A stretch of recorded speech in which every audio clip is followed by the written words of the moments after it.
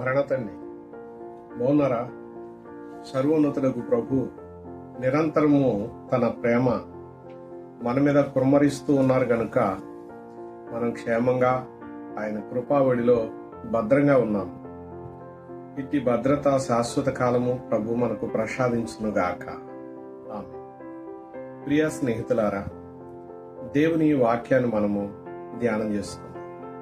దేవుని వాక్యం మనకు జీవాన్ని ఇస్తుంది, శక్తిని ప్రసాదిస్తుంది, చీకటిని దూరపరుస్తుంది, ప్రశాంతతను కలుగజేస్తుంది, మేలుతో తృప్తిపరుస్తుంది.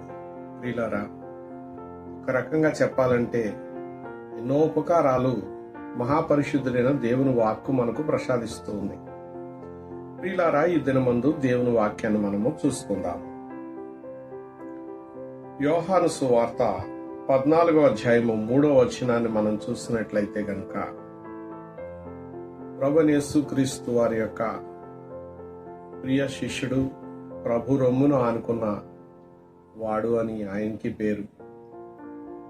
ప్రియులారా, మరి ఆయన చెప్పినటువంటి ఈ మాటను మనం చూసినట్లయితే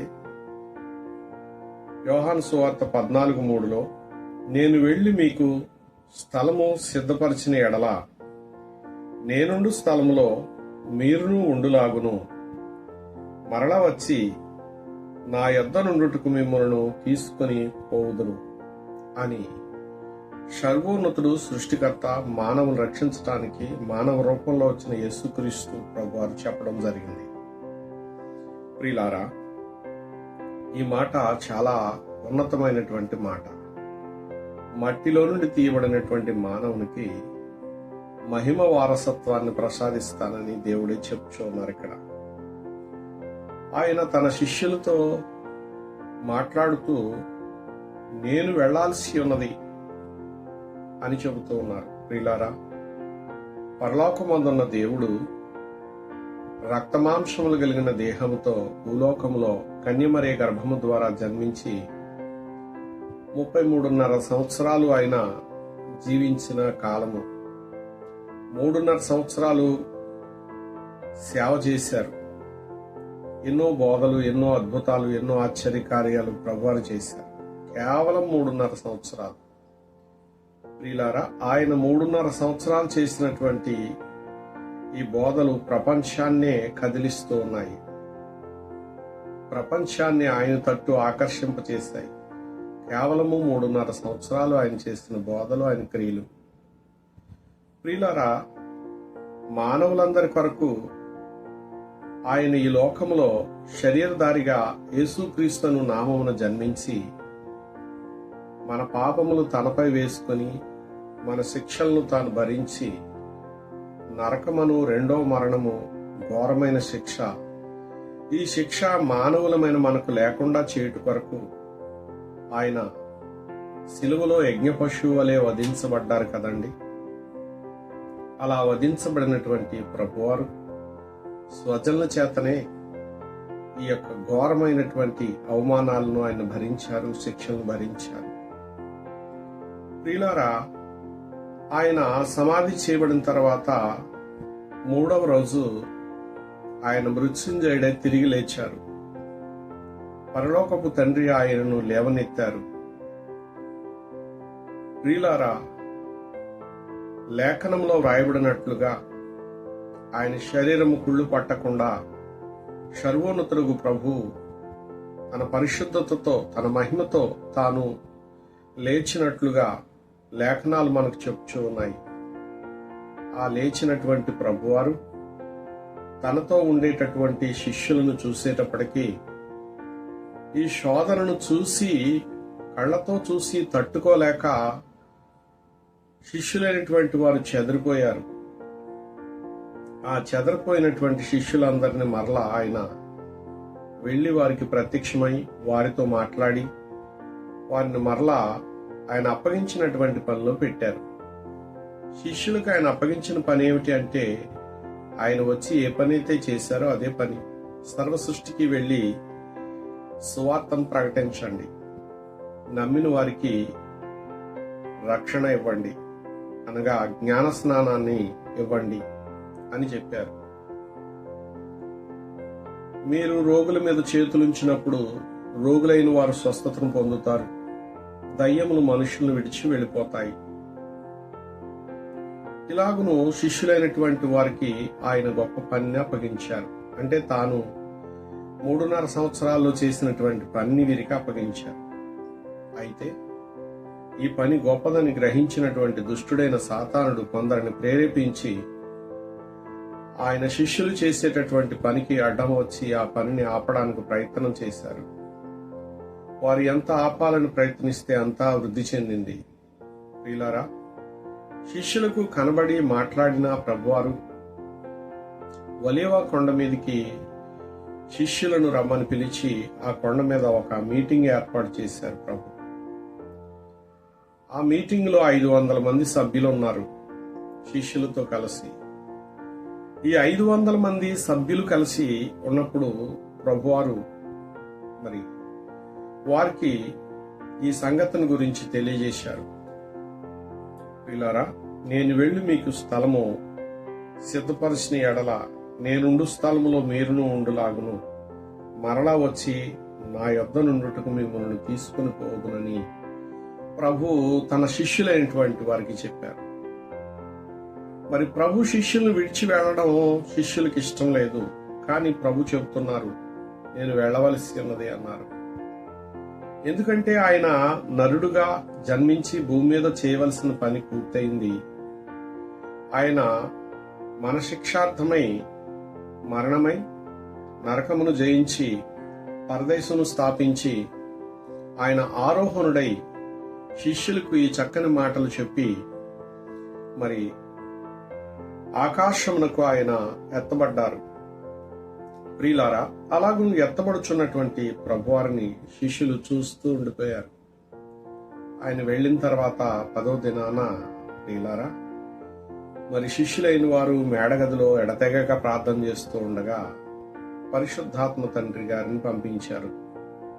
ఆకాశం నుండి గొప్ప ధ్వనితో భగభగ మండుచున్నటువంటి అగ్ని జ్వాలలుగా విభాగింపబడి మరి వాయువుగా, అంటే అగ్నికి వాయువు తోడై ఉన్నట్లుగా ఆయన ఆ గదిలో ప్రవేశించి అక్కడ ఉన్నటువంటి శిష్యుల మీద వ్రాలగా వారు భాషలు మాట్లాడారు. విదేశ భాషలు, పరలోక భాషలు, దేవదూతల భాషలు, ఇలా రకరకాలుగా భాషలు మాట్లాడారు. వారు ఆ సమయంలో ప్రవచనాలు ప్రవచించేవారు ప్రవచించారు.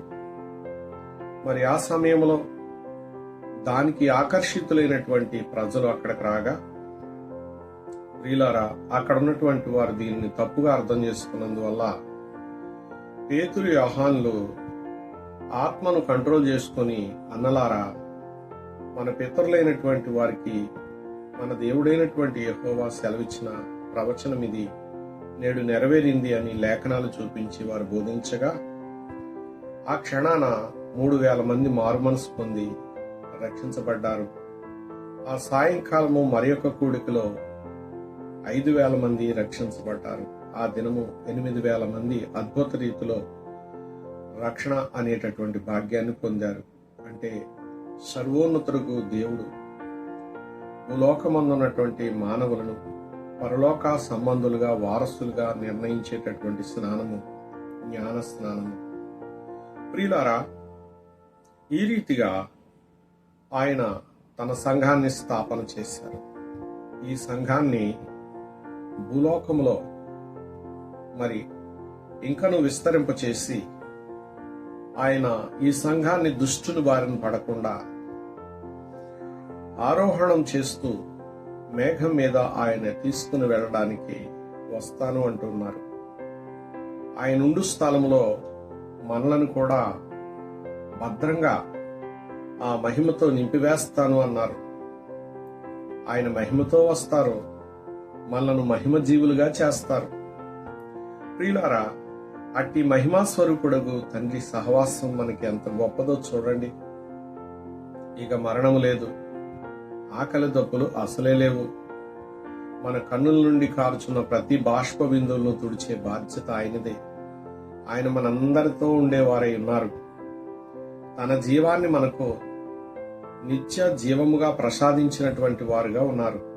ప్రియులారా, అట్టి నిత్య జీవార్థమైనటువంటి భాగ్యాన్ని ఆయన మన సొంతం చేయడానికి ఆయన వెళ్ళి ఉన్నారు. ప్రియులారా, ఆయన ఇప్పుడు త్వరగా మేఘారుడే రాబోతూ ఉన్నానని చెప్పారు. ప్రియులారా, ఆయన ఉండే స్థలములో మనం ఉండాలి. ఆయన ఉండే స్థలము మహిమ కలిగిన స్థలము. ఆ మహిమ కలిగినటువంటి స్థలంలో ఉండాలంటే మనకు కూడా ఆ మహిమలో వారసత్వం ఉండాలి. ఆ మహిమలో మనము ఇమడగలగాలి. ప్రియులారా, ఈ లోక మాలిన్యాలు మన హృదయంలో ఉంటే మనం అక్కడికి వెళ్ళలేం, చేరలేం. గనుక లోకములో ఉండే జీవితం వేరు, పరలోకములో ఉండేటటువంటి జీవన విధానములు వేరు. ప్రియులారా, అట్టి పారమార్థికమైనటువంటి జీవితాన్ని మనకు ప్రసాదించడం కోసం సత్యము, జీవము, మార్గము నేనై ఉన్నానని ఆయన గొప్ప సంగతులు మనకి తెలియజేసి వెళ్ళారు. ఆయన ఇచ్చినటువంటి మార్గంలో మనం నడుస్తూ మరి సత్య ప్రవర్తన కలిగినటువంటి వారమే, నిన్నువలే నీ పొరుగు వారిని ప్రేమిస్తూ ప్రేమను పంచేవారముగా మనం ఉండాలి. ఎవరిని చూసినా మనకంటే బాధలో ఉన్న వారిని, ఇబ్బందిలో ఉన్న వారిని, శ్రమలో ఉన్న వారిని ఓదారుస్తూ మనము ఆదరణ కలగజేసేటటువంటి వారుగా ఉండాలన్నది దేవుని యొక్క ఉద్దేశం. ప్రియులారా, ఆకలితో ఉన్న వారికి అన్నం పెట్టడం, వస్త్రహీనులైన వారికి వస్త్రం ఇవ్వడం, రోగులను దర్శించటం. ప్రియులారా, వేదంలో ఉన్నటువంటి వారికి భయపడకు, నేనున్నాను అని ధైర్యం చెప్పడం, సర్వోన్నతుడుకు దేవుడు మనకు తోడు అని వారి దృష్టిని దేవుని వైపు మళ్లించి సర్వాధికారియగు ప్రభు కృప వారి మీద నిలిచి ఉండేటట్లుగా వారిని సమర్థులుగా చేయడమే మన కర్తవ్యం. ప్రియులారా, అట్టి స్థితి సర్వోన్నతుడుకు ప్రభు మనలో చూసి మనలను తన యొద్దకు స్వీకరించేవారై ఉన్నారు. అట్టి భాగ్యము సామాన్యమైనటువంటి భాగ్యం కాదు. ఈ భాగ్యము భూలోకంలో ప్రతి ఒక్కరు పొందుకోవాలని దేవుని ఉద్దేశం. గనుక మనము దేవుని ప్రేమను ప్రజలకు పంచేవారముగా ఉండాలి. ప్రియులారా, అట్టి దేవుని ప్రేమ శాశ్వతమైనటువంటి ప్రేమ. ఆయన పరలోక రాజ్యములో గొప్ప ప్రేమతో మనలను నిత్యము జీవింపచేయువారుగా ఉన్నారు. గనుక భూలోకములో మనము ఆయన మాదిరి చూపించిన విధానాన్ని బట్టి మనము మన తోటి మనుషులను ప్రేమించేవారుగా ఉండాలన్నారు. లోకంలో చూస్తే అల్లర్లు, సమస్యలు, శాంతి లేదు, సమాధానం లేదు, గొడవలు, కుటుంబాల్లో కూడా అదే పద్ధతులు. ప్రియులారా, ఇలాగును ఎక్కడ చూసినా సరే గలిబిలి, గందరగోళము కనబడుతోంది. ప్రియులారా, బాబేలు కట్టడాలు కట్టినప్పుడు ఎలాగైతే గలిబిలి కలిగిందో అలాగే నేడు మనుషుల పట్ల వివక్ష చూపిస్తూ గలిబిలి చేస్తూ గందరగోళాలు సృష్టిస్తూ ఉన్నారు అనేకులు. ప్రియులారా, కనుక ఈ దుర్దినాలలో ఉన్నటువంటి మనము మన విశ్వాసాన్ని గట్టిగా చేపట్టుకుని సర్వోన్నతుడు మనకు చెప్పినటువంటి మాటలను మన హృదయంలో భద్రపరుచుకొని ఆయన ప్రేమ కౌగిలిలో మనము నిరంతరము ఒదిగేవారముగా లోకమందున్నటువంటి నశించిపోచున్నటువంటి ప్రతి ఒక్క బిడ్డను మనము ఆయన తట్టునకు మరి ఆకర్షించేటటువంటి చక్కని ప్రేమ పలుకులను మనము వారికి అందజేసినట్లయితే, ఆశీర్వాదాలు అందజేసినట్లయితే ప్రతి ఒక్కరూ నిలబడగలుగుతారు. ప్రియులారా, దేవుని మహాకృపను బట్టి సర్వోన్నతుడు మనకు ధైర్యంనిచ్చేవారై ఉన్నారు, కాపుదలనిచ్చేవారై ఉన్నారు, కృప చూపేవారై ఉన్నారు. ఆయన ఆజ్ఞలను పాటిస్తే, ఆయన కట్టడలను అనుసరిస్తే మనము ఆయనతో పాటు జీవించి ఉండగలుగుతాము. ప్రభువారు త్వరగా మేఘారుడే వచ్చే ముందు భూలోకంలో ఎన్నెన్నో మరి గుర్తులు జరుగుతాయని ప్రభువారు సెలవిచ్చారు. ప్రేమ చల్లారిపోతుంది అన్నారు. ప్రియులారా, నేడు మనుష్యులలో చూస్తున్నాం కదండి, ప్రేమ చల్లారిపోతుంది. ఎక్కువ డబ్బుకు విలువిస్తూ ఉన్నారు, వెండి బంగారాలకు విలువిస్తూ ఉన్నారు. ప్రియులారా, మనము వెండి బంగారాలకు, డబ్బుకు కాదు విలువనిచ్చేది, ప్రభువుకు విలువనిచ్చేవారము ఉండాలి. పేతురు, యోహాను గారులు దేవాలయమునకు వెళ్ళుచున్న సమయంలో గుడ్డివాడు అప్పుడు మెట్ల దగ్గర అందరినీ ఆశించినట్లుగానే పేతురు యోహానులను కూడా అడుగుతున్నాడు, వెండి బంగారాలు అడుగుతూ ఉన్నాడు. ప్రియులారా, ఇక్కడ పేతురు గారు మాట్లాడుతూ ఏమన్నారు? మా యొద్ద వెండి బంగారములు లేవు గాని మేము కలిగి ఉన్న దానిని నీకు ఇస్తాము అని చెప్పారు. వీరేం కలిగి ఉన్నారు? యేసు ప్రభు వారిని కలిగి ఉన్నారు.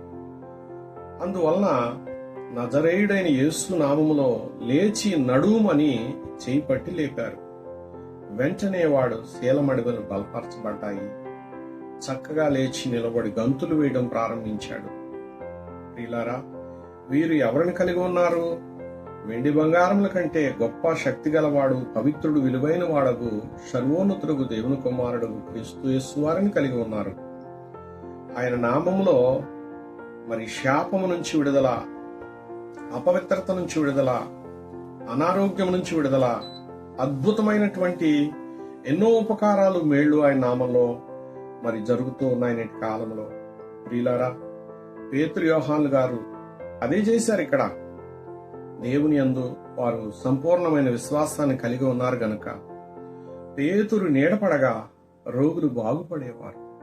ప్రియ స్నేహితులారా, పేతురు గారు వస్తున్నారనేసరికి రోగులైన వారిని తీసుకొచ్చి వీధులకు ఇరుప్రక్కలా కూర్చుండబెట్టేవారు, పరుండబెట్టేవారు. ఆయన ప్రార్థన చేయనవసరం లేదు. ఆయన నడుస్తూ వెళుతుంటే నీడపడగానే వీరు బాగుపడి గంతులేస్తున్నారు. దేవునికి మహిమ కలుగును గాక. అంతటి మహిమగల భక్తులుగా దేవుడు వారిని దీవించారు. ప్రియులారా, ఆయన యందు విశ్వాసం ఉంచిన మనము, ఆయన మాటలు వింటున్న మనము అలాగును దీవించబడులాగును, అలాగును జీవిస్తూ ఫలించులాగును వర్ధిల్లేటటువంటి కృప ప్రభు మనకి ఇవ్వడానికి ఎంతో ఆశపడుతూ ఉన్నారు. మనము ఆయనని కలిగి ఉండాలి. ఆయన ఆజ్ఞను పాటిస్తూ, ఆయన కొరకు జీవిస్తూ, ఆయన రాకడ కొరకు ఎదురు చూసే వారముగా ఉండాలి. అప్పుడు సర్వోన్నతుడు ప్రభువారు తన చిత్తమంతా కూడా మన యందుండి జరిగిస్తారు. ప్రియ స్నేహితులారా, మనము ఈ వారమే గాని క్రింది వారం కాదు గనుక ఆ మహిమాస్వరూపుడు ప్రభు వచ్చి శాశ్వత జీవితాన్ని మనకి ఇవ్వడానికి ఆయన మనలను ఆరోహణ శక్తితో నింపివేసి తన కృపావడిలో వర్ధల చేయవారై ఉన్నారు. అట్టి భాగ్యము ఆయన మాటలు వింటూ పరవశిస్తూ ప్రార్థిస్తూ అనేకుల పట్ల ప్రేమ కలిగి జీవిద్దాం. అట్టి కృప ప్రభు మనందరికీ ప్రసాదించి నడిపించి మిమ్మల్ని దినదినాభివృద్ధి గావించి వర్ధల చేయనుగాక. ఆమేన్. చిన్న ప్రార్థన చేస్తానండి. ప్రేమాస్వరూప ప్రభువా, ఈ మాటలు విన్న బిడ్డలను దీవించుమయ్యా. ఏ స్థితిలో ఉన్నారో నీకు తెలుసు కనుక నా ప్రభువా, వారికి నా ప్రభు అనుగ్రహించవలసిన మేళ్లను నీవు అనుగ్రహించుటకు ఏమాత్రం ఆలస్యం చేయక వెనువెంటనే నీ కార్యములు వారి యందు ఇప్పుడే ప్రారంభించి మహిమను పొందమని జీవాధిపత్యకు దేవుని సహవాసముల వారు మెగమెక్కు భాగ్యవంతులుగా తేజరుగుటకు సహాయం దయచేయమని సర్వోన్నతుడు పరిశుద్ధుడు క్రీస్తు వారి పేరట వేడుకుంటున్నాను పరమ తండ్రి. ఆమేన్. అందరికీ మరణా తండ్రి.